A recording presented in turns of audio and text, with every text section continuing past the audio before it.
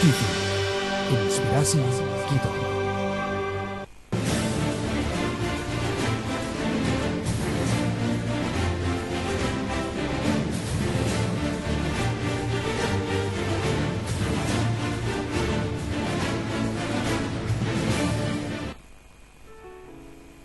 Selamat malam pemirsa setia Jack TV dimanapun Anda berada. Berjumpa kembali bersama saya Suci Anissa.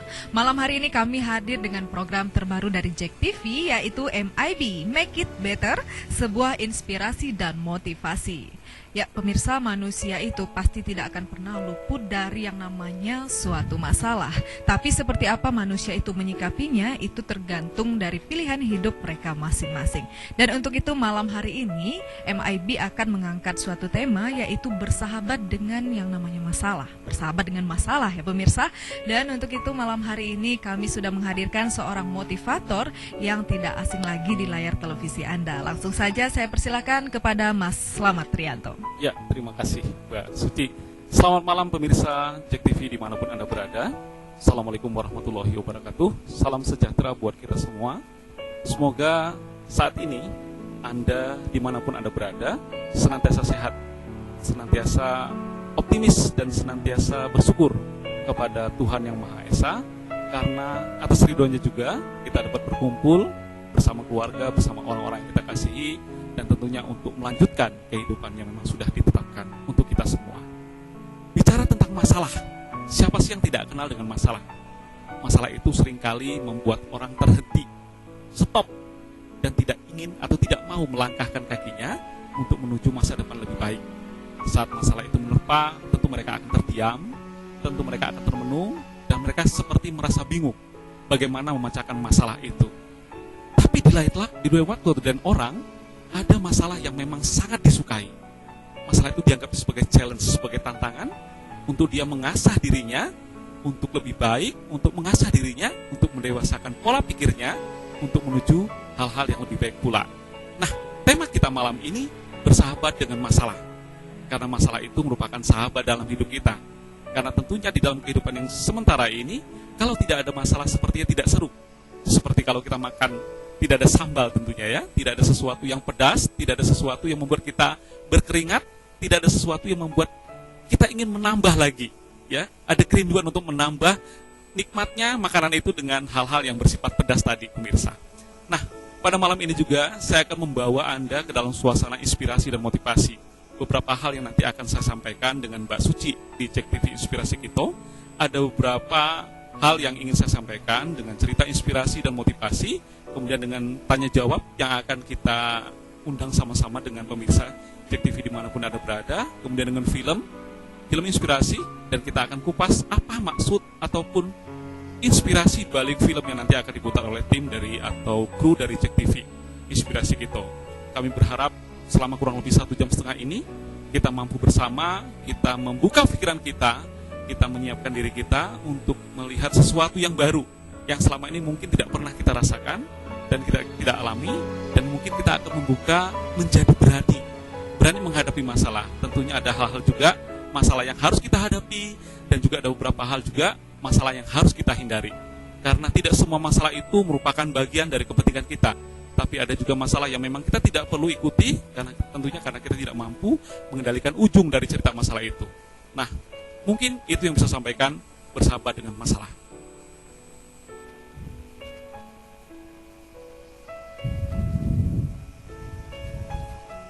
Masalah, siapa yang tidak mau menghadapi masalah tersebut? Tentunya semuanya akan ada di tangan Anda sendiri, seperti apa masalah itu akan dapat terselesaikan. Baiklah pemirsa, MIB akan kembali sesaat lagi, tetaplah bersama kami.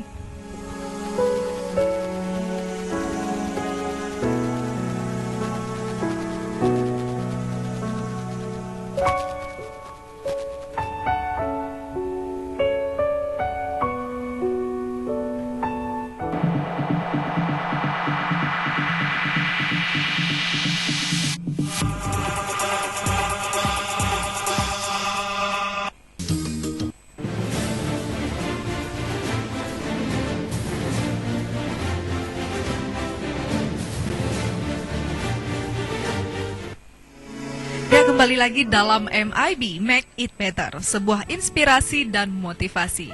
Tadi kita sudah menceritakan kalau kita akan mengangkat tema pada malam hari ini, yaitu bersahabat dengan masalah. Memangnya bisa kita bersahabat dengan masalah, tapi Mas Slamet Rianto akan bercerita ke hadapan Anda seperti apa itu bersahabat dengan masalah. Kira-kira seperti apa? Kita persilakan kepada Mas Slamet Rianto. Ya, terima kasih Mbak Suci. Pemirsa Jack TV dimanapun Anda berada, saya akan menceritakan sebuah hal yang mungkin ada dari kita yang mengalaminya, yaitu ada seorang pemuda yang jalannya sangat lemah gemulai, gontai, sepertinya banyak masalah yang dihadapinya, mukanya sayu, dan seperti tidak bersemangat lagi dalam hidupnya. Sampai suatu ketika dia berjalan bertemu dengan seorang tua. Lalu dia tidak tedeng aling-aling menyampaikan apa yang menjadi masalahnya kepada orang tua itu. Lalu si orang tua mengajak si pemuda ini menuju ke rumahnya. Lalu sampai di rumah, sang laki-laki tua itu mengambil sebuah gelas yang berisi air dan segenggam garam. Apakah Anda tahu maksud dari si orang tua tadi? Ternyata si orang tua tadi itu memasukkan garam itu ke dalam gelas. Lalu oleh sang kakek diaduk sedemikian rupa sampai garam yang di dalam gelas itu terurai. Nah, kemudian si kakek mempersilahkan si pemuda tadi untuk meminumnya. Lalu si pemuda meminumnya dan dia memuntahkan air yang diminumnya tadi dengan alasan asin. Asin sekali. Kenapa kakek memberiku air seperti ini? Lalu si kakek membawa pemuda tadi menuju ke sebuah sungai. Nah, di sungai itu kembali si kakek membawa satu genggam garam. Kemudian ditaburkannya garam itu ke dalam sungai, kemudian diaduk-aduknya dengan tangan. Nah, setelah diaduk dengan tangan itu, si kakek mengambil gelas yang sudah kosong ke dalam sungai. Nah, kemudian oleh sang kakek disampaikan kepada sang pemuda, silakan dirimu minum air di dalam gelas ini. Lalu pas diminum, dia merasa sangat segar. Dia merasa sangat segar sekali, pemirsa. Nah, kemudian dipertanya kepada sang kakek, kakek, apa maksud dari semua ini? Kenapa engkau memberiku satu gelas air yang sangat asin, lalu kemudian engkau memberiku gelas yang berisi dengan air sungai? Dan ternyata keduanya berbeda, satu asin, satu lagi segar. Kemudian sang kakek menjelaskan kepada si pemuda, bahwasanya setiap manusia itu selalu memiliki masalah. Tinggal bagaimana cara atau ruang menerima masalah itu, yaitu hati kita, yaitu pikiran kita, agar kita bisa memilah mana masalah yang bisa kita selesaikan, mana masalah yang harus kita tunda dulu. Agar kenapa? Agar kita bisa berpikir secara jernih dengan hati nurani kita, berpikir secara jernih agar kita mampu memberikan sebuah keputusan, agar kita keluar dari masalah. Nah, si pemuda ini masih belum mengerti. Kakek, aku masih belum mengerti dengan apa yang kau ceritakan kepadaku. Lalu si kakek mengambil perumpamaan lagi, pemirsa.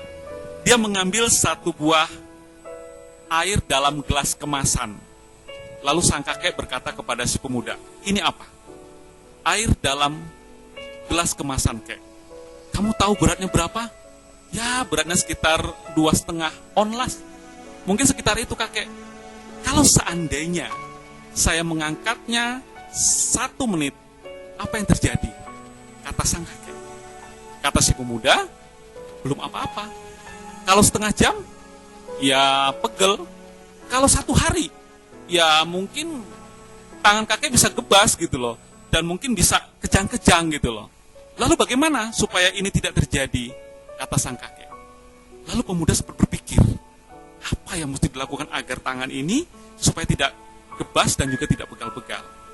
Lalu simple saja dia menjawabnya, kalau gitu letakkan aja gelasnya. Nah, itulah. Setiap masalah, walaupun kecil, kita bisa meletakkannya sebentar, tanpa harus menggunakan emosi kita. Tanpa harus kita ambil respon yang berlebihan dari dalam diri kita. Kita letakkan dulu masalah itu, lalu kita telaah. Kenapa ini terjadi? Apakah aku perlu terlibat di dalamnya? Apakah aku mesti meminta bantuan orang yang paham tentang solusi masalah ini? Atau seperti apa? Nah, disinilah peran kita untuk berpikir, pemirsa. Peran kita untuk menjaga diri kita menjaga pikiran kita, menjaga hati kita, supaya melapangkan, meluaskan. Jangan sampai hal-hal sepele kita akumulasi terus, akhirnya menjadi hal besar, sehingga masalah itu muncul dan mematikan atau menghentikan diri kita untuk melangkah lebih bagus. Pemirsa, tentunya dari cerita inspirasi yang tadi saya sampaikan, kita bisa mengambil kesimpulan bahwasanya masalah itu hadir dalam kehidupan kita adalah untuk kita telaah lebih jauh. Apa penyebabnya, apa yang menjadi akibatnya, kemudian kita harus cari solusinya. Pelan lebih baik daripada tidak melakukan sama sekali.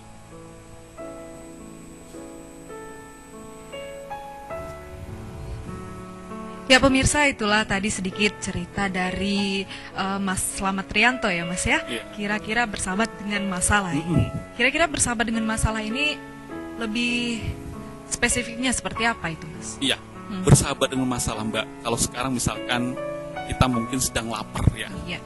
tentunya kita tidak bisa berdiam diri ya. Lapar itu adalah sesuatu yang harus kita penuhi agar kita tidak menjadi sakit perut ya. Kemudian kita berupaya, kita indahkan saja solusi ataupun cara kita mendapatkan sesuatu untuk mengganjal perut kita karena rasa lapar tadi. Nah, di dalam upaya mencari sesuatu itu, kita harus menggembirakan diri kita Mbak. Memang inilah yang seharusnya saya lakukan. Kenapa saya harus mencari sesuatu untuk mengganjal perut saya? Karena ini masalah saya, karena ini yang menjadi tanggung jawab saya, makanya saya harus mencari sesuatu untuk yang dimakan, tentu dengan mengindahkan pikiran kita, mengindahkan suasana hati kita, agar apa yang kita peroleh nanti menjadi sesuatu yang membantu, mengenyangkan, dan juga menjadi sesuatu yang indah adanya Mbak. Oke, tentunya semuanya itu kembali ke dalam hati dan pikiran kita. Iya. Dan kita mungkin juga akan sedikit memberi motivasi ini kepada pemirsa di rumah, khususnya untuk anak-anak SMA ya Oke. sekarang. Karena pasti semuanya pada galau ini Mas. Mungkin nanti bisa diberi sedikit motivasi kepada pemirsa di rumah, khususnya untuk adik-adik kita yang SMA yang lagi melaksanakan ujian nasional ini. Iya. Ya, tapi sebelum kita kembali lagi sesaat lagi, tetaplah bersama kami karena kami akan kembali setelah commercial break berikut ini.